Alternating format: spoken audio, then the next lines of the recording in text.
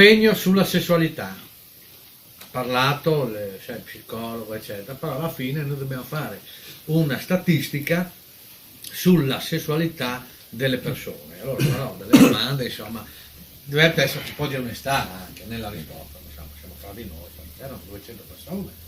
Allora le dice, allora, dobbiamo fare, allora, la domanda è prima, chi di voi fa l'amore 4 volte a settimana? Per le persone, va bene.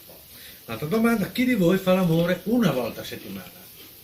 Già meno persone, dai, onesti per cortesia. Chi di voi fa l'amore 1 volta al mese? Sai che si muoiono? Vabbè. Boh, questa è una domanda, è sulla brochure, bisogna farla. Chi di voi fa l'amore 1 volta all'anno? Uno sotto il braccio e uno in fondo. Io!